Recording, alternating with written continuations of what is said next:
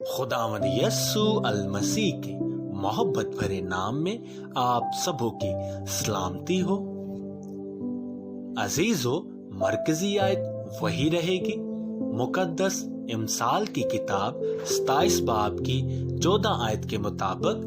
کون سی لعنت؟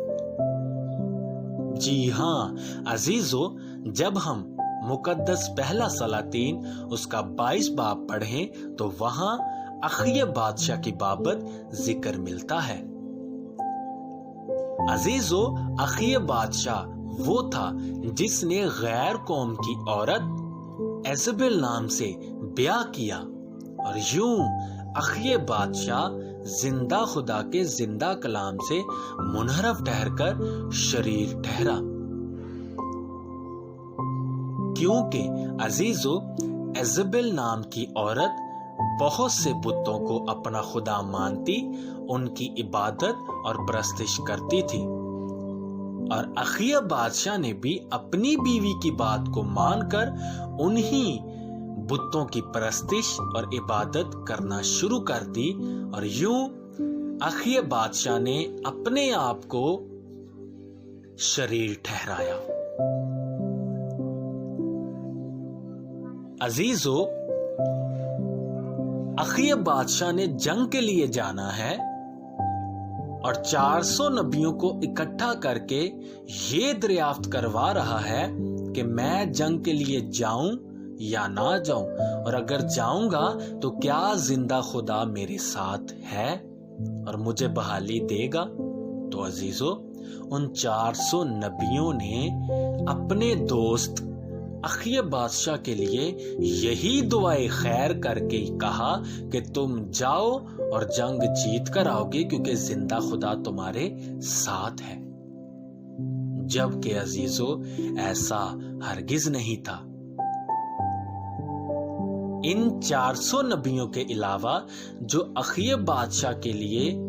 اپنے دوست اخیہ بادشاہ کے لیے دعائے خیر کر رہے ہیں، ان 400 نبیوں کے علاوہ اور بھی بہت سے لوگوں نے اپنے دوست اخیہ بادشاہ کے لیے یہی دعائے خیر کر کے کہا کہ تم جاؤ اور جنگ جیت کر آؤ گے، کیونکہ زندہ خدا تمہارے ساتھ ہے، اور ہم تمہارے لیے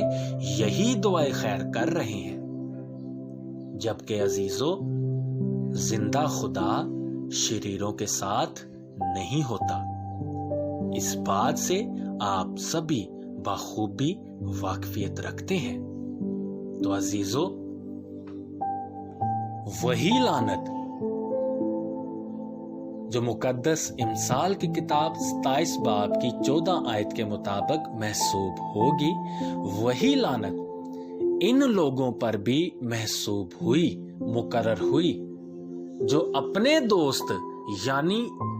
شریر کے لیے یہی دعائے خیر کر رہے ہیں کہ تم جاؤ اور جنگ جیت کر آؤ گے، کیونکہ زندہ خدا تمہارے ساتھ ہوگا۔ عزیزو، ٹھیک اسی طرح مقدس یرمیہ نبی کے صحیفہ 28 باب کو پڑھتے ہیں تو وہاں بھی جھوٹا نبی حنانیہ کہلواتا ہے، جو وہ بھی یروشلم کے لوگوں، یہودا کے لوگوں کے لیے یہی جھوٹی نبوت، یہی جھوٹی دعائے خیر کر رہا ہے کہ تم غلامی سے آزاد کیے جاؤ گے، اور باقی جو بچے ہیں وہ غلامی میں نہیں جائیں گے۔ عزیزو، یہی لعنت جو مقدس امثال کی کتاب 27 باب کی 14 آیت کے مطابق محسوب ہوگی، اسی حنانیہ نبی پر بھی مقرر ہوئی، جو اپنے دوست بادشاہوں کے لیے یروشلم اور یہودا کے باقی بادشاہوں کے لیے دعائے خیر کر کے یہ کہتا ہے کہ تم ہرگز بابل کی غلامی میں نہیں جاؤ گے۔ عزیزو، ٹھیک اسی طرح مقدس رسولوں کے اعمال کی کتاب 12 باب کی 20 تا 23 آیت کے مطابق ہیرودس بادشاہ پر بھی یہی لعنت محسوب ہوئی، यही लानत मुकर्रर हुई जो अपने दोस्तों सोर और सदा के लोगों के लिए यही दुआए खैर करके नबूवत कर रहा है कि जिंदा खुदा ने तुमको चुन लिया है, तुम्हारे साथ है। अगरचे तुम बुत परस्ती भी कर रहे हो तो भी जिंदा खुदा तुमसे हम कलाम होकर तुम्हें यही खुशखबरी दे रहा है कि तुम मारे नहीं बल्कि बचाए जाओगे। तो अजीजों, यही लानत उस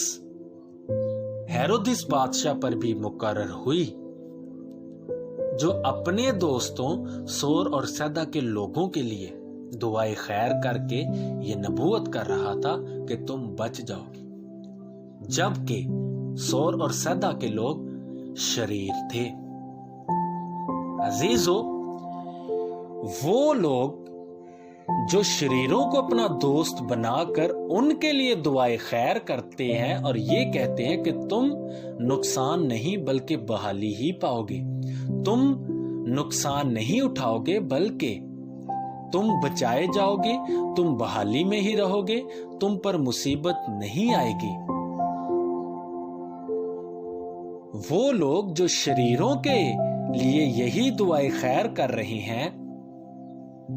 कि तुम पर मुसीबत नहीं आएगी और शरीरों को सादिक ठहराते हैं, वो लोग उनके लिए दुआए खैर करके उनको सादिक ठहरा रहे हैं, उन पर ये लानत महसूब होगी, ये लानत मुकर्रर होगी जो हननिया नबी पर आई, जो उस हेरोदिस बादशाह पर आई, जो उन 400 झूठे नबियों के अलावा उन लोगों पर आई जो अखिया बादशाह शरीर के लिए दुआए खैर कर रहे थे। तो अजीजों, उम्मीद है कि जिंदा खुदा ने आप सबों को समझ दे दी है और इस हक के कलाम पर चलने की, सच्चाई के कलाम पर चलने की आप सबों की रहनुमाई कर रहा है कि शरीर को सादक नहीं ठहराना और सादक को शरीर नहीं ठहराना, क्योंकि अजीजों, इन दोनों